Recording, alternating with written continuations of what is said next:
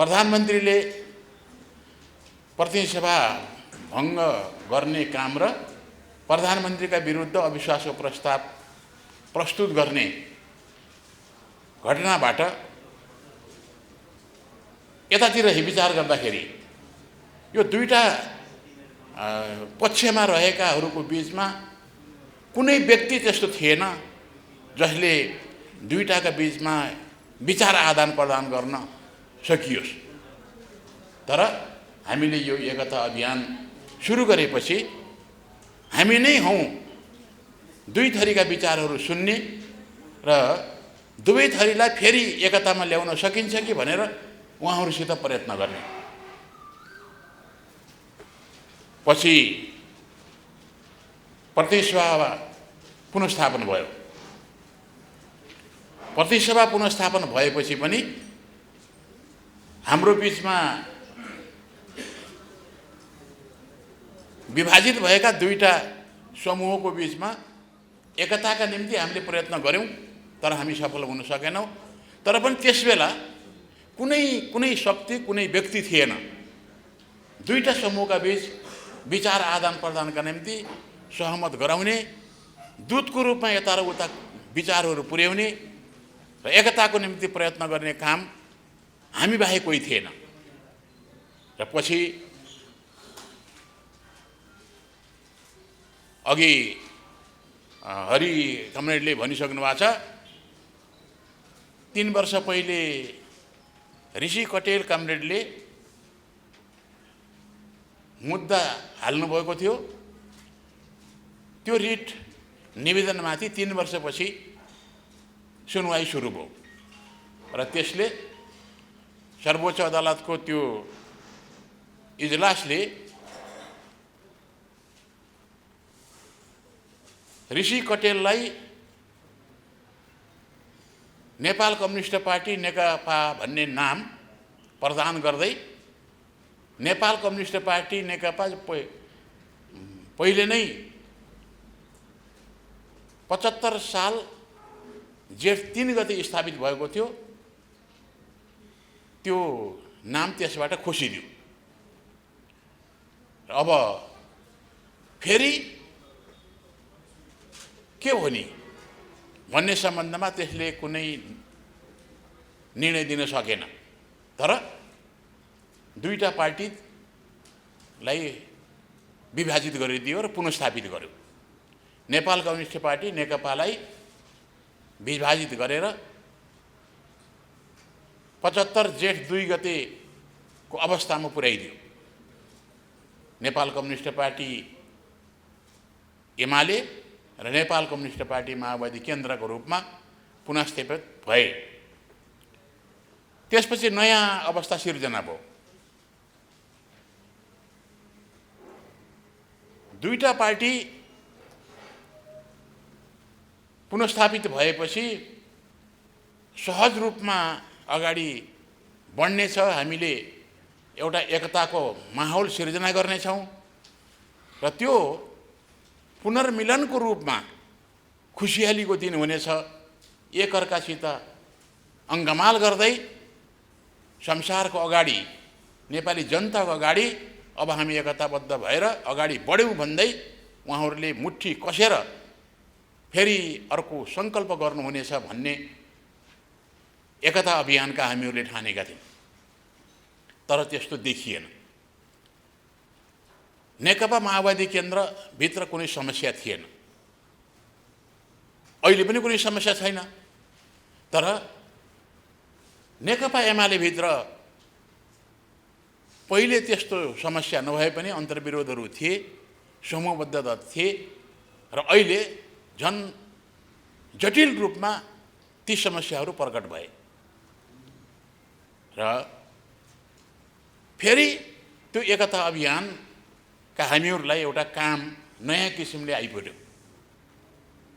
हिजो मात्रै मैले त्यो एकताको निम्ति दुवै कमरेडहरूलाई, दुवै पक्षका मुख्य कमरेडहरूलाई भेटेर अनुरोध गरेँ र मैले उहाँहरूलाई भने एकताका निम्ति हामी प्रयत्न गरौँ। खास गरिकन मैले हिजो बिहान प्रधानमन्त्री कमरेड केपी ओलीलाई भेटेर तपाईले प्रयत्न गर्नुपर्ने हो, तपाईको प्रयत्न उचित भएन। किनभने पार्टी पुनर्स्थापित हुनुको अर्थ नेकपा एमाले 75 साल जेठ 2 गतेको अवस्थामा पुग्यो। त्यस भएर त्यसबेलाको विधान पुनर्स्थापित भएको छ, त्यसबेलाको केन्द्रीय कमिटी पुनर्स्थापित भएको छ, त्यो केन्द्रीय कमिटीले बनाएको पोलिट ब्युरो पुनर्स्थापित भएको छ, त्यो केन्द्रीय कमिटीले बनाएको स्थायी कमिटी पनि पुनर्स्थापित भएको छ र महाधिवेशनले पदाधिकारीहरू बहुपदीय प्रणालीमा जाने निर्णय गरेको थियो र त्यसमा बहुपदीय कमरेडहरू पनि हुन्थ्यो एउटा एउटा पदमा। त्यो पनि जस्ताको तस्तै पुनर्स्थापित भएका छन्। तर तपाईले अस्ति मात्रै एउटा आफ्नो पक्षमा रहेका केन्द्रीय कमिटीका सदस्यहरूको निर्णय गरेर विभिन्न निर्णयहरू गर्नुभयो। पार्टीको विधानलाई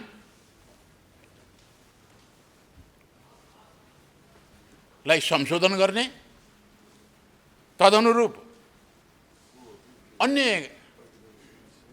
क्रियाकलाप पनि तपाईले गर्नुभयो। त्यसले तपाईको व्यवहार पार्टीलाई फेरि एकताबद्ध गर्ने तर्फ गएन। मैले अनुरोध गरेँ, तपाई नेकपा एमालेको अध्यक्ष हुनुहुन्छ, हामीले अर्को अध्यक्ष बनाएका थिएनौँ, एउटै अध्यक्ष एकल अध्यक्ष। तपाई नेकपा एमालेको संरक्षक पनि हो। तपाई नेकपा एमालेको एउटै नेता, नेपाली जनता र बाहिर संसारले जानेको नेकपा एमालेको नेता। तर तपाईले पार्टीका नेताहरू कार्यकर्ताहरूको संरक्षण गर्न सक्नु भएन।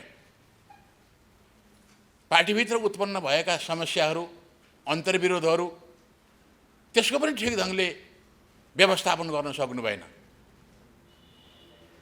आज पार्टी पुनर्स्थापित भएको छ, तर तपाईको व्यवहार पुरानै छ।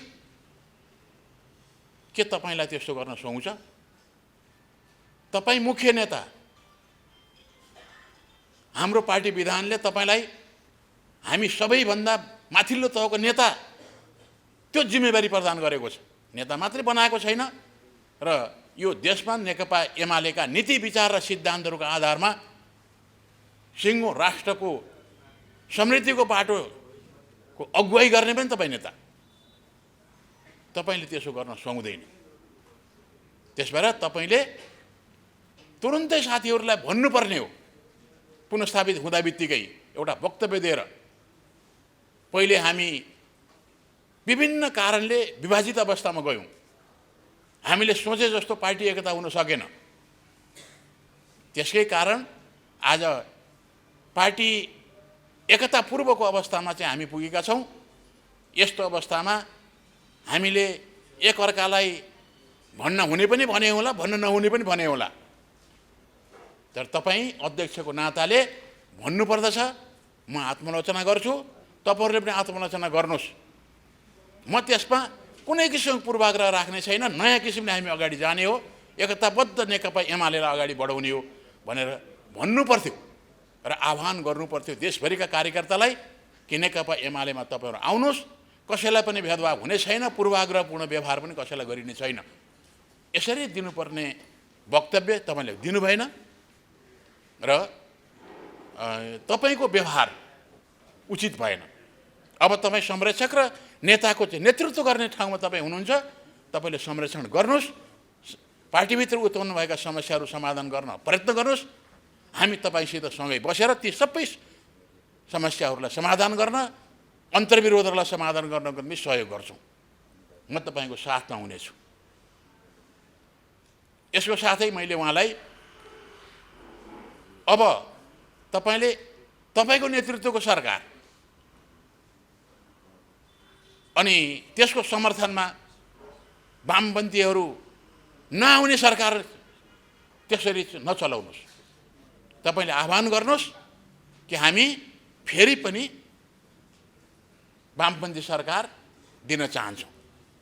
त्यस भएर नेपालका कम्युनिस्ट पार्टीहरू सबैसित म हार्दिक आह्वान गर्छु कि हामीसित वार्तामा आउनुहोस्, सँगै बसौँ र देशलाई अगाडि बढाउनको निम्ति हातेमालो गरौँ भन्नुस्। र वामपन्थी सरकार बनाउने भने त्यसको फेरि पनि मुख्य शक्ति नेकपा एमाले र नेकपा माओवादी केन्द्र हुनेछन्। र तपाईँले प्रचण्डलाई बोलाएर तुरुन्तै अनुरोध गर्नुहोस् हामी नयाँ सिराबाट अगाडि बढौँ। आज अगाडि गरिएका हाम्रा उचित अनुचित व्यवहारहरू, राम्रा व्यवहारहरू कायमै राखे पनि हुन्छ, शिक्षा लिए पनि हुन्छ, नराम्रा अनुचित जति व्यवहारहरू भए ती सबै एउटा बेरियर त्यसलाई कायम गरौँ, बटम लाइन एउटा निश्चित गरौँ। त्योभन्दा अगाडिका विषयहरूलाई आज हामी नउठाउँ, अगाडि बढौँ भनेर त्यहाँ कुरा गर्नुहोस्। एमाले भित्रै अहिले समस्या देखियो, मुख्य व्यक्तिहरूलाई बोलाएर तपाईँले अनुरोध गर्नुहोस्, अत्यन्त सम्मानपूर्ण व्यवहार गर्नुहोस् र हामी अब फेरि एकताबद्ध भएर जान्छौँ। हामीले गर्नुपर्ने काम धेरै छन् र त्यो राष्ट्रिय जिम्मेवारी नेकपा एमालेको हो। त्यो एमालेको जिम्मेवारी हामीले एकताबद्ध भएर मात्र पुरा गर्न सक्छौँ। त्यस भएर तपाईँले यो आह्वान गर्नुहोस्, सुरु गर्नुहोस् भनेर मैले अनुरोध गरेँ। उहाँले मलाई भन्नुभयो कि तपाईँ अब मलाई साथ दिन आउनुहोस्। मैले भने म आउँछु, तर मैले तपाईँसित राखेका सुझावहरू तपाईँले सबै सुझावहरू पालना गर्नुहोस्। अहिले त तपाईँले म यो सबै काम गर्छु भनेर भन्नुभएको छैन, तर तपाईँले यो सबै पालना गर्नुहुन्छ, त्यसको सुरुवात गर्नुहुन्छ भन्ने मलाई लाग्यो भने म तपाईँसित आउँछु। नत्र भने म पार्टी एकता अभियानमा छु र त्यो पार्टी एकता राष्ट्रिय अभियानलाई सशक्त रूपमा अगाडि बढाएर लैजान्छु। र मैले एक दिन नेपालका सबै कम्युनिस्ट पार्टीलाई पार्टीगत एकतामा नभए पनि राजनीतिक संयुक्त मोर्चामा चाहिँ म ल्याउन सफल हुनेछु भनेर म अगाडि बढेको छु। म त्यसै गरेर अगाडि बढ्छु भनेर म आएँ। अहिलेसम्म उहाँले मलाई त केही खबर गर्नुभएको छैन। हिजो बिहानै उहाँले भन्नुभएको थियो अहिले केही समयपछि कमरेड माधवलाई भेट्न बोलाएको छु, म एक्लै आउँदैन भनेर भन्नुभएको छ। जति साथी लिएर आउनुहुन्छ आउनुहोस् भनेर मैले भनेको छु र उहाँहरूको वार्ता सुरु भयो। वार्ता निष्कर्षहीन भयो भनेर भन्ने प्रचार भएको छ, तर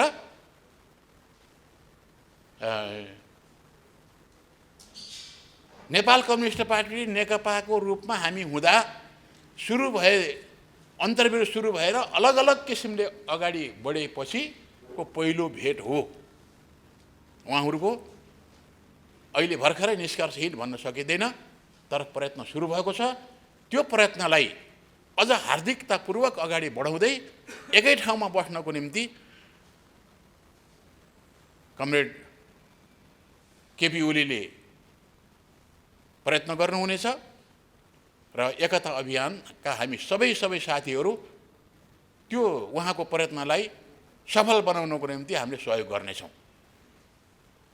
त्यसै गरी कमरेड माधव नेपालको नेतृत्वमा रहेको समूह अहिले समानान्तर सङ्गठन निर्माण गर्ने र भिन्न किसिमले आफ्ना गतिविधिहरू अगाडि बढ्ने गरी गएको छ। उहाँहरूसित पनि हामीले अब एकताको प्रयत्नको निम्ति हामी सबै बसौँ, अगाडि बढौँ भन्ने प्रस्ताव राखिनेछ।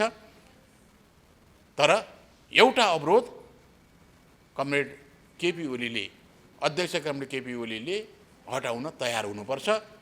त्यो अस्ति मात्रै 28 गते फागुनको 28 गते उहाँले आयोजना गर्नुभएको केन्द्रीय कमिटीको नाममा उहाँको पक्षमा रहेकाहरू मात्रै केन्द्रीय कमिटीका सदस्यहरूको बैठक बसेर जे काम गर्नुभएको छ त्यो बैठकलाई अब हामी एकतामा रहेकाले पनि मान्दैनौँ, अरूले पनि मान्ने सवाल आउँदैन, किनकि त्यसले पार्टीको विधान उल्लङ्घन गरेको छ, व्यवहार गरियो, तिनी प्रकट भए। हामीले त्यसलाई रोक्ने कोसिस गर्यौँ र अब हामी त्यस्तो गर्ने छैनौँ। हामी यहाँ रहेको बेलामा पनि गर्दैनौँ, हामी पार्टीमा एकताबद्ध भएर पनि गर्दैनौँ, अथवा हामी भोलि कुनै पनि समूहमा गएर त्यो व्यवहार गर्ने छैनौँ। स्वतन्त्र हुँदाखेरि पनि त्यस्तो व्यवहार, त्यस्ता लान्छनायुक्त चाहिँ व्यवहारहरू गर्ने छैनौँ। व्यक्तिगत चरित्रको सम्बन्धमा कहिले पनि कुराहरू उठाइने छैन। यो सङ्कल्प चाहिँ हामीले गरेका छौँ। हामी त्यही संस्कृति जहाँ पनि स्थापित गर्नको निम्ति एकतामा लागेका हामी सबै कामरेडहरू लाग्नुहुनेछ। म यो अनुरोध गर्दै आज यो उद्घाटन मन्तव्य म यही अन्त्य गर्छु। धन्यवाद। लाल पार्टी एकता राष्ट्रिय अभियान केन्द्रीय समन्वय समिति कार्य सम्पादन समितिको दोस्रो बैठकमा प्रस्तुत प्रस्तावहरू। बैठकमा उपस्थित सहसंयोजक, सचिव तथा सम्पूर्ण कमरेडहरू, अहिले हामी कार्य सम्पादन समितिको दोस्रो बैठकमा उपस्थित भएका छौँ। यस अवसरमा उपस्थित हुनुभएका सम्पूर्ण कमरेडहरूलाई सचिवालयको तर्फबाट हार्दिक स्वागत गर्दछु। कम्युनिस्ट आन्दोलनमा शहादत प्राप्त गर्ने महान योद्धाहरू र आफ्नो जीवन समर्पित गर्ने आदरणीय अग्रजहरूप्रति भावपूर्ण श्रद्धाञ्जली तथा हार्दिक सम्मान प्रकट गर्दछु। जुर्मुराएर उठिरहेको नेपाली कम्युनिस्ट आन्दोलनमा अहिले गम्भीर अवरोध सिर्जना भएको छ। सर्वोच्च अदालतको निर्णयका आधारमा अहिले नेपाल कम्युनिस्ट पार्टी एमाले र नेपाल कम्युनिस्ट पार्टी माओवादी केन्द्र 2075 साल ज्येष्ठ 3 गते पूर्वको अवस्थामा पुनर्स्थापित भएका छन्। प्रतिनिधि सभाको विघटनपछि विभाजन उन्मुख भएका दुवै समूहमा नलागी पार्टीमा पुनः एकता गराउने उद्देश्य राखेर एकता राष्ट्रिय अभियान निर्माण भएमा संलग्न भएका कमरेडहरूलाई नै संलग्न हुनु भएको कुरा कमरेडहरूलाई नै थाहा छ। भर्खरै पुनर्स्थापित भएको नेकपा एमालेमा खुसी साथ एकताबद्ध हुने अवस्था देखिँदैन। यस्तो अवस्थामा हाम्रो पार्टी एकता अभियान अरू बढी सक्रिय हुनुपर्ने अवस्था सिर्जना भएको छ। कम्युनिस्ट आन्दोलन विभाजित भएर छिन्न भिन्न हुन गइरहेको अवस्थामा हाम्रो भूमिका कस्तो हुने, नीति विचार र दृष्टिकोण कस्ता लिनुपर्ने हो भन्ने सम्बन्धमा यो बैठक आयोजना गरिएको। यो प्रतिवेदनले उपरोक्त सम्बन्धमा विभिन्न प्रस्तावहरू अगाडि सारेको छ। खुला, स्वतन्त्र र हार्दिकतापूर्वक हामी छलफल गर्नेछौँ र साझा निष्कर्षसहित यी प्रस्तावहरूलाई पारित गर्नेछौँ। छलफलका निम्ति अगाडि सारिएका प्रस्तावहरू निम्नानुसार: 1. गत पुस 5 गते प्रतिनिधि सभा विघटन, सर्वोच्च अदालतको संवैधानिक इजलासद्वारा फागुन 11 गते प्रतिनिधि सभा पुनर्स्थापना र प्रधानमन्त्रीका विरुद्ध पुस 5 गते राखिएको अविश्वास प्रस्तावका सम्बन्धमा हाम्रो दृष्टिकोण। प्रधानमन्त्री कमरेड केपी ओलीका कार्यशैलीसँग सम्बन्धित विषयहरूलाई लिएर विगत 1.5 वर्षदेखि अन्तर्पार्टी सङ्घर्ष उत्पन्न भएको थियो। त्यस किसिमका अन्तर्विरोधहरू व्यवस्थापन गर्न चाहँदा असम्भव हुने थिएन। पार्टीभित्र उत्पन्न कुनै पनि समस्या समाधान गर्न पहल कदमी लिने मुख्य जिम्मेवारी पार्टीका दुवै अध्यक्षहरूको थियो। तर समस्या समाधान गर्ने पद्धति, प्रक्रिया र पार्टी विधानले निर्दिष्ट गरेको मार्गदिशा अवलम्बन नगरी मुख्य नेतृत्व केन्द्रको रूपमा रहेको पार्टी सचिवालयलाई जानकारीसम्म नदिई संविधानमा व्यवस्था नभएको विशेषाधिकारलाई आधार बनाई प्रधानमन्त्री कमरेड केपी ओली प्रतिनिधि सभा विघटन गर्न पुग्नुभयो। पार्टीभित्र उत्पन्न विचारधारात्मक पक्षका अन्तर्विरोधहरू लामो समय लागे पनि छलफलबाटै समाधान गर्न सकिन्थ्यो। तर अर्का अध्यक्ष कमरेड प्रचण्ड हतार पार्टीको नेतृत्वदायी संस्थालाई थाहै नदिई अविश्वास प्रस्तावबाट प्रधानमन्त्रीलाई बर्खास्त गर्नेतर्फ लाग्नुभयो। अध्यक्ष कमरेड केपी ओली र अध्यक्ष कमरेड प्रचण्डका समस्या समाधान गर्ने ती उपायहरू गलत थिए।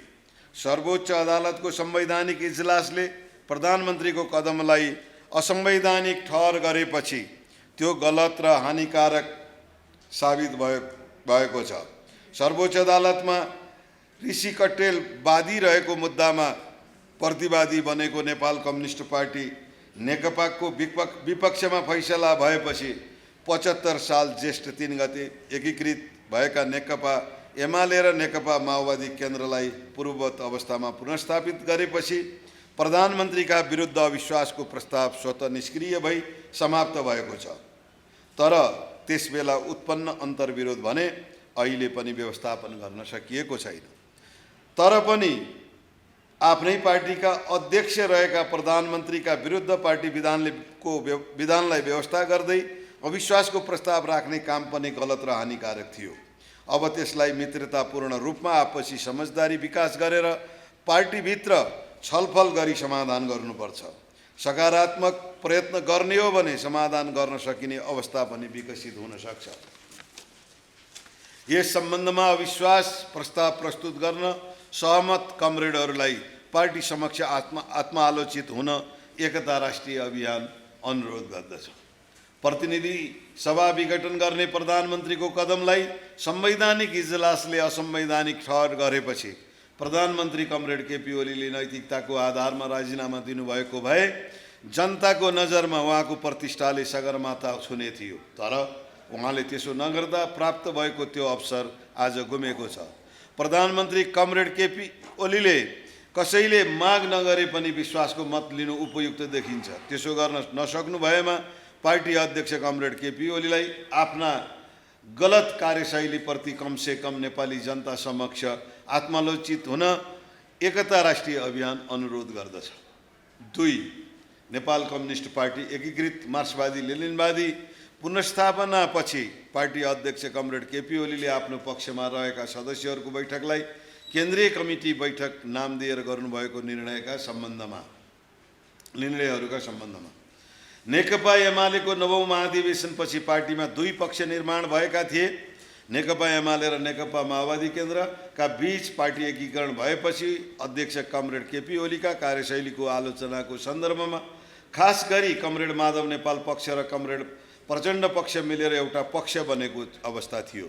त्यही पक्ष प्रधानमन्त्रीका विरुद्ध अविश्वासको प्रस्तावमा गएको थियो। 77 पुस 5 गतेपछि प्रतिनिधि सभा विघटनपछि राजनीतिक रूपले कमरेड केपी ओली पक्ष र कमरेड माधव प्रचण्ड पक्ष पार्टी विभाजन उन्मुख देखिए। बीचमा रहेको एउटा सानो समूह एकता राष्ट्रिय अभियान खडा गरेर दुवै पक्षमा नलागी पुनः पार्टीलाई एकतामा ल्याउने प्रयत्नमा लाग्यो। विभाजन उन्मुख दुवै समूहले सडक आन्दोलनको रूपमा शक्ति प्रदर्शन गर्न तछाड गरे। त्यसका दौरान दुवै पक्षले एकअर्कालाई दोषी देखाउन बोल्न हुने र नहुने भाषा शैलीमा विरोध गरे। सर्वोच्च अदालतले 2077 फागुन 23 गते दिएको निर्णयबाट नेकपा एमाले र नेकपा माओवादी केन्द्र 2075 जेठ 3 गते पूर्वको अवस्थामा पुनर्स्थापित भए। यो निर्णयपछि नेकपा एमालेमा विधिवत दुवै पक्ष कसरी पुनः एकीकृत हुने भन्ने विषयमा समझदारी नै नगरी अध्यक्ष कमरेड केपी ओलीले आफ्नो पक्षका केन्द्रीय कमिटी सदस्यहरूको एकपक्षीय बैठक बोलाएर आफू अनुकूल निर्णय गराउनु भयो। त्यसले गर्दा अहिले पार्टीमा पुनः एकीकृत हुन समस्या भएको छ।